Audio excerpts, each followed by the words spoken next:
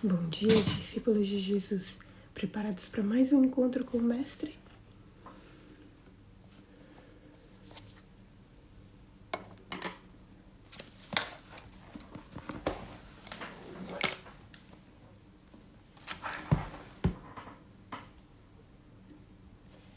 Bom dia. Bom dia, Chay. Preparados para mais um encontro? Tá bom. É porque ontem não conseguimos gravar. Gente, eu não sei o que está acontecendo com o Instagram. Ele não está permitindo. Enfim. Quem vai orar para nós? Para darmos início e aproveitarmos esse estudo. Por favor, irmã. Então tá bom. Querido Deus, eterno Pai que está nos céus, estamos reunidos em Teu nome, porque o Senhor é um Deus de amor, de misericórdia. Estamos aqui para estudar a Tua Palavra. O Senhor vem falar conosco na mente, o coração, através da Tua Palavra. E nos ajuda a entender e compreender o propósito que tem nas nossas vidas, Pai. Ensina-nós a Te buscar e também não só buscar a Tua Palavra, mas anunciar as novas para as outras pessoas, Pai. Aprender de Ti, quanto o Senhor o ama, o Senhor perdoa, o Senhor salva. Ó Deus, obrigado por mais uma vez por estarmos reunidas para estudar a Tua Palavra. Usa a irmã conforme o Teu querer e Tua vontade, Pai. Faz o Teu querer na nossa vida e nos dá entendimento, sabedoria. Nos dê o Espírito Santo para entender e compreender o que o Senhor tem para falar esta manhã de sábado. Agradecemos porque não haja merecimento em nós, mas somente em Jesus, Amém. Aquele que vive e reina para todos sempre. Amém. Amém. Deixa eu só levantar um pouquinho aqui, que tá baixo para eu ler.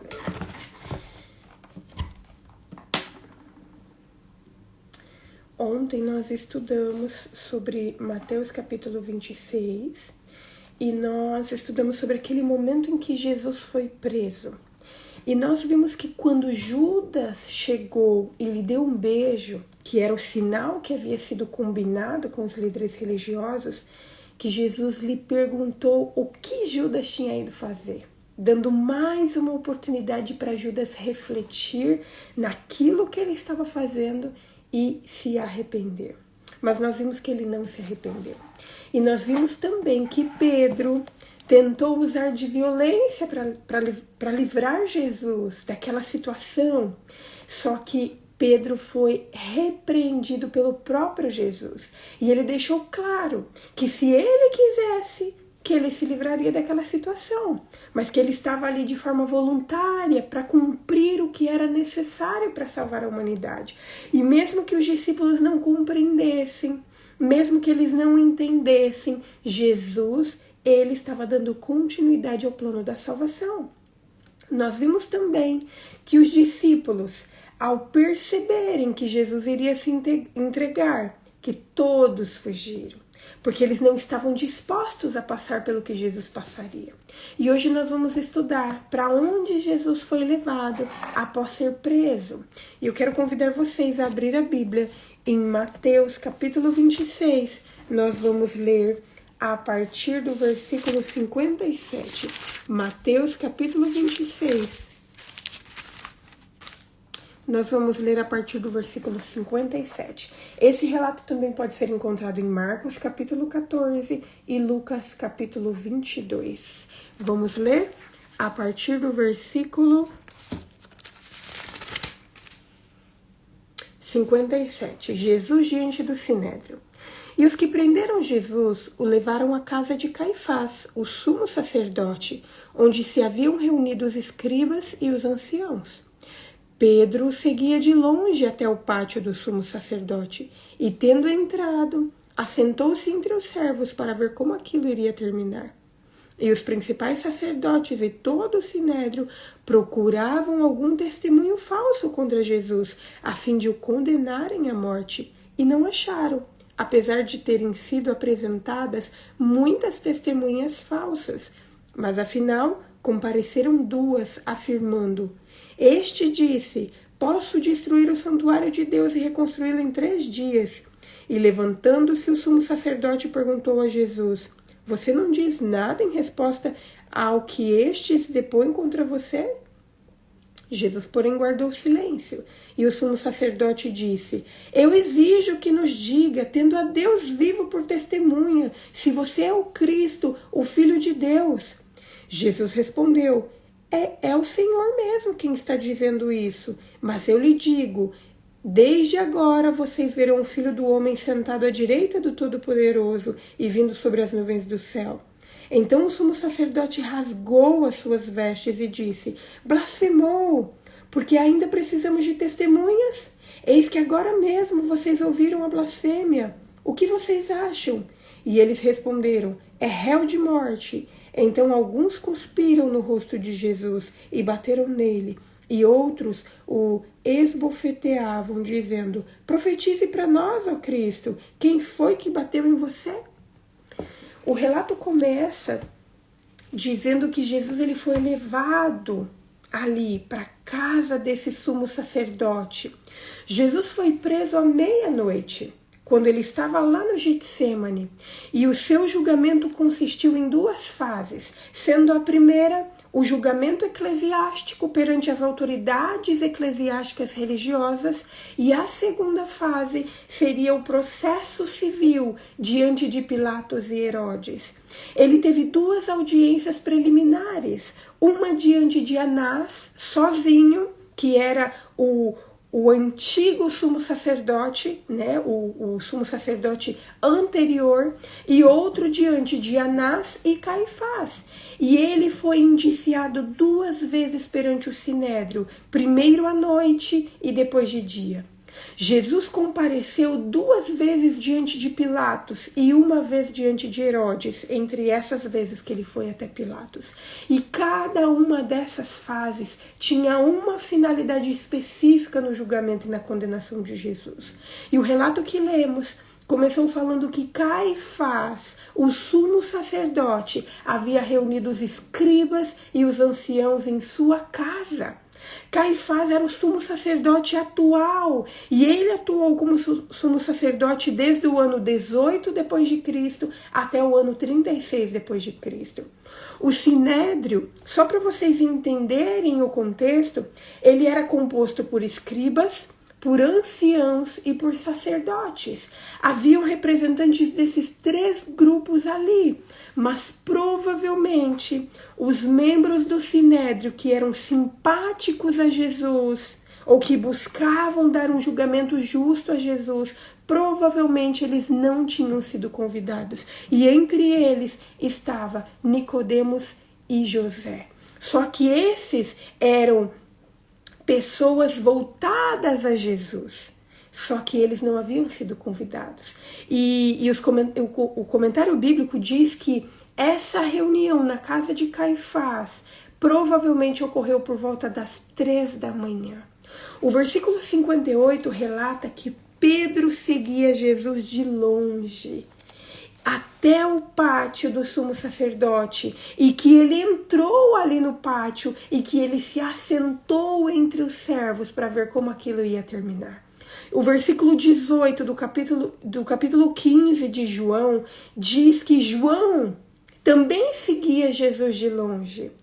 Todos os discípulos abandonaram Jesus no momento em que ficou claro que ele não resistiria à prisão, mas Pedro e João recuperaram o ânimo até certo ponto e seguiram a multidão e foram com a multidão até o palácio do sumo sacerdote.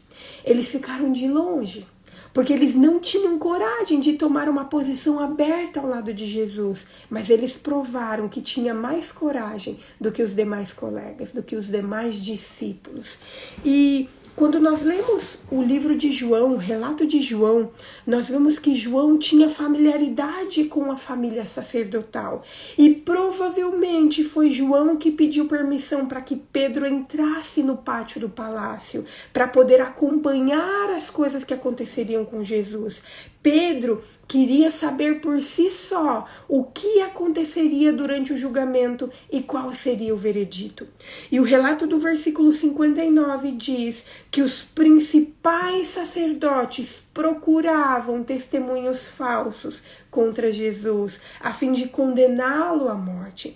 E eles tiveram um trabalho de procurar, porque eles não tiveram facilidade de encontrar nenhum tipo de testemunho que pudesse depor contra Jesus. Eu não sei se vocês se lembram, mas durante 2 anos do ministério de Jesus, o Sinédrio tinha espiões seguindo a Jesus. E por isso que em vários momentos, esses espiões e alguns outros membros questionavam Jesus. E o objetivo é que tudo aquilo que Jesus falasse, ou tudo aquilo que Jesus fizesse, pudesse ser testemunhado por algum membro do Sinédrio, para que aquilo pudesse ser utilizado contra Jesus no momento que ele fosse condenado à morte. E além disso, sempre tinha alguém seguindo a Jesus. E por isso que nesse momento onde tinha essa reunião desses membros do Sinédrio, eles estavam procurando entre aqueles que seguiram a Jesus, qual deles tinha um testemunho que pudesse ser utilizado contra Jesus. Só que esse julgamento tinha vários aspectos ilegais. E os líderes judeus, eles sabiam desses aspectos ilegais e eles tinham medo, eles temiam de não poder assegurar a condenação de Jesus. Só que eles já haviam decidido condenar Jesus à morte e para isso eles buscavam provas, só que eles não tinham prova suficiente.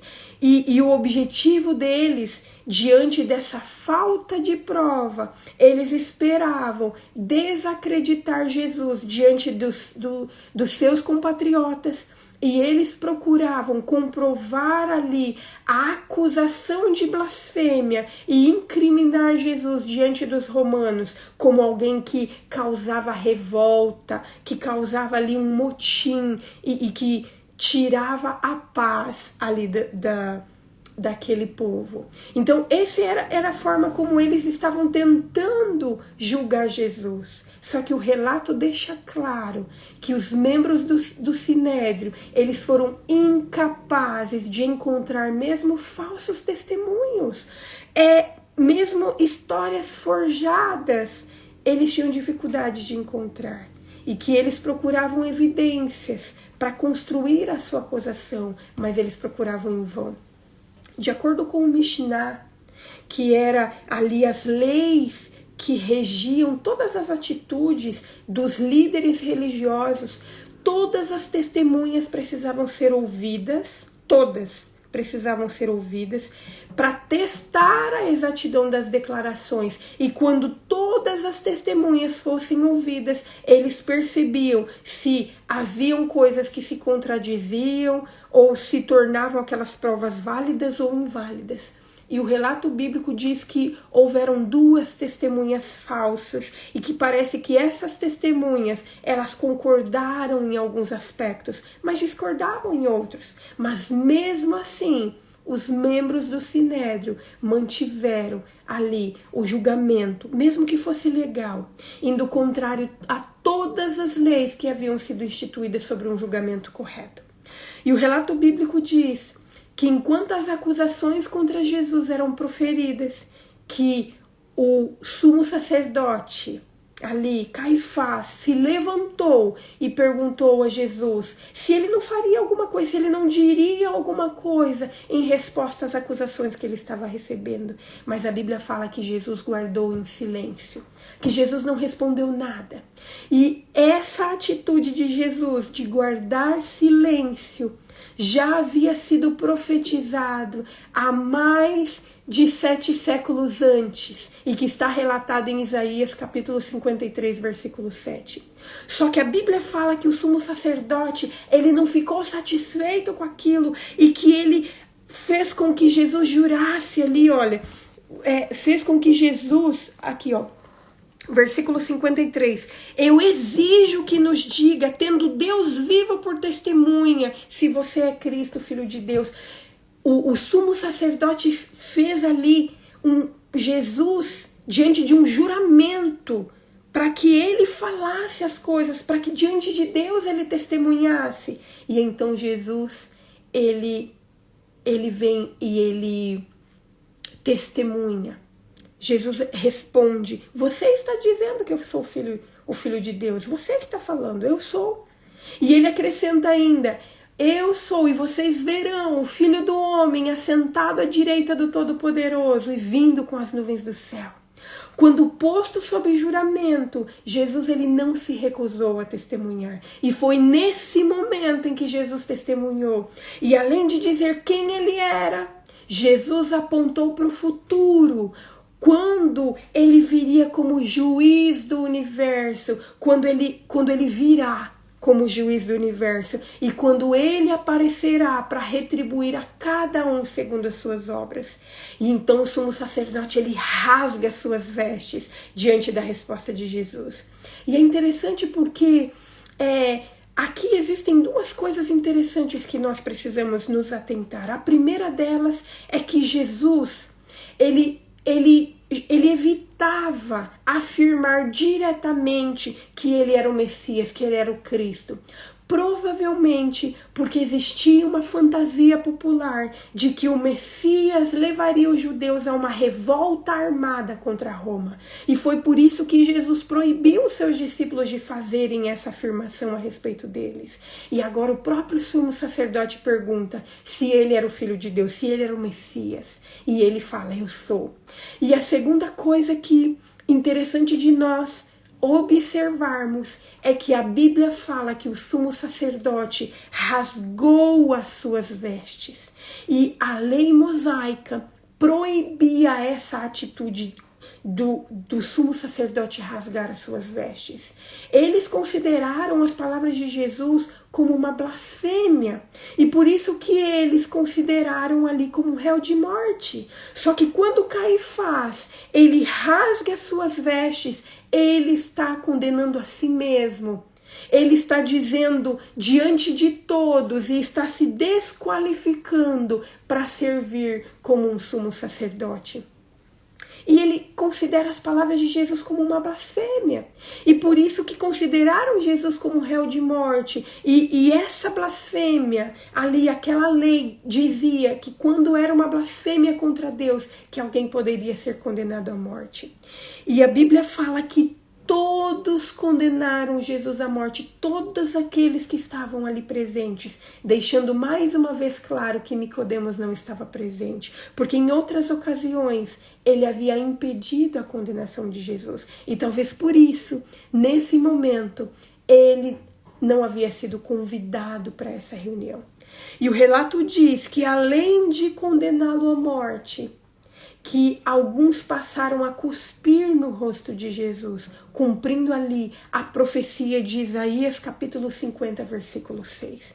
Eu não sei se vocês perceberam, mas nesse relato bíblico existiram várias profecias que haviam sido ditas, que haviam sido reveladas ali 7 séculos antes, quando Isaías escreve sobre como seria a morte do Cordeiro de Deus. E essas profecias se cumpriram aqui, dando mais uma vez evidência da exatidão da palavra de Deus, dando mais uma vez evidências de que nós podemos confiar no que já foi escrito na palavra de Deus. Você consegue perceber quanta injustiça Jesus teve que passar por causa de você e de mim?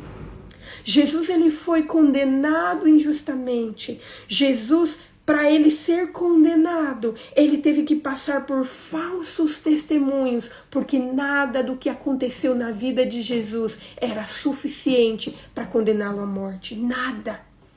Aqueles membros do Sinédrio, eles tiveram muito trabalho para encontrar mesmo falsas testemunhas contra Jesus. Mas ele sofreu tudo aquilo por causa de mim e por causa de você. E nós vimos também que Jesus, ele deu evidências claras de que ele era o Cristo. Jesus se revelou ali para aqueles líderes religiosos, mas eles estavam tão cegos.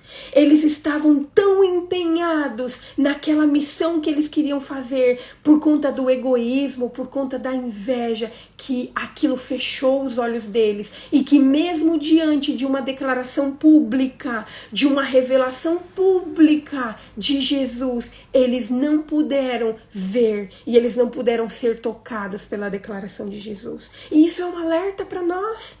Porque muitas vezes a gente se apega às nossas expectativas, a gente se apega à visão que nós construímos de Cristo, da volta de Jesus e de todas as coisas relacionadas à Bíblia, que nós ficamos cegos, mesmo diante das mais claras declarações de Jesus. E nós precisamos tomar cuidado, porque mesmo aqueles sumos sacerdotes, aqueles escribas, aqueles anciãos, mesmo eles estando cegos, Jesus deu mais oportunidades para que eles caíssem na real e para que eles se arrependessem daquilo que estava acontecendo. Mas mesmo assim, diante da cegueira que havia sido causada pelas expectativas deles, eles não puderam enxergar e eles perderam a oportunidade de se arrepender e de reconhecer que aquilo que eles estavam fazendo era errado.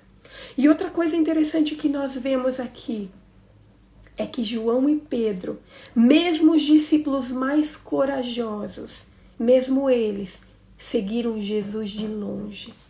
É claro que Jesus já havia previsto isso. Jesus já havia falado para Pedro que ele negaria, que ele não estaria com Jesus. Mesmo que ele tivesse falado palavras lindas. Não, Senhor, se for possível eu vou ser preso com o Senhor. Se for possível eu vou morrer com o Senhor. Mas aqui a gente vê que as palavras de Pedro e as palavras de João eram palavras vazias. Só que mesmo assim, mesmo eles sem coragem, eles permaneceram seguindo a Jesus mesmo de longe.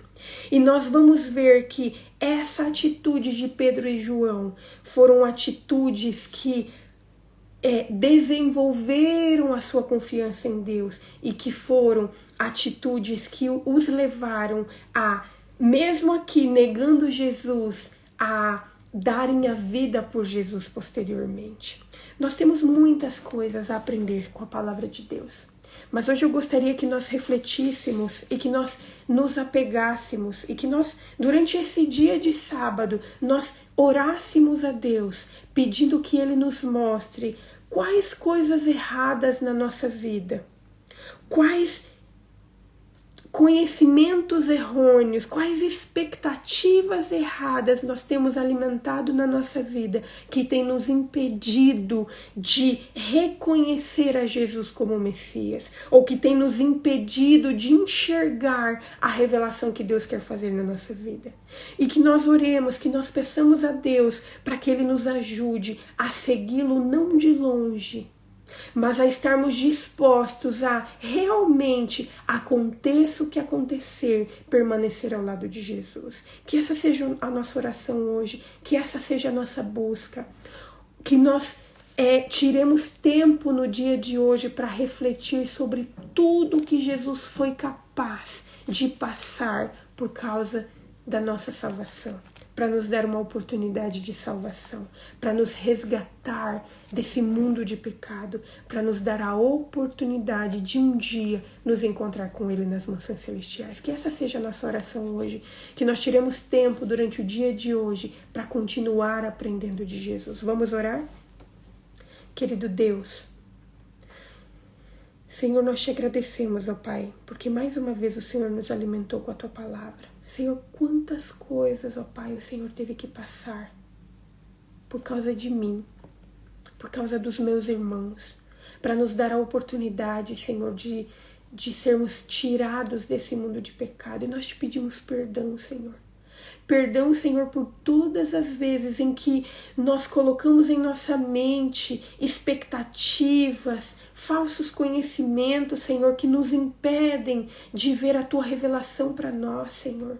Por favor, Senhor, tire dos nossos olhos essas escamas, ó Pai. Nos mostre, nós pedimos que no dia de hoje o Senhor traga à nossa mente todas aquelas coisas, ó Pai, que estão nos impedindo de te enxergar e que estão nos impedindo de te conhecer verdadeiramente, Pai. Nos perdoe por isso. E nós te pedimos que o Senhor revele a nós, para que nós tenhamos, Senhor, a oportunidade de te pedir perdão por todas essas coisas que nós estamos fazendo contra ti, Senhor. Senhor, nos perdoe por todas as vezes em que nós, por medo, por todas as vezes em que nós fazemos como Pedro e João, te seguimos de longe, com medo das consequências de te seguir. Por favor, Senhor, nos perdoe e nos ajude, Pai, a termos coragem.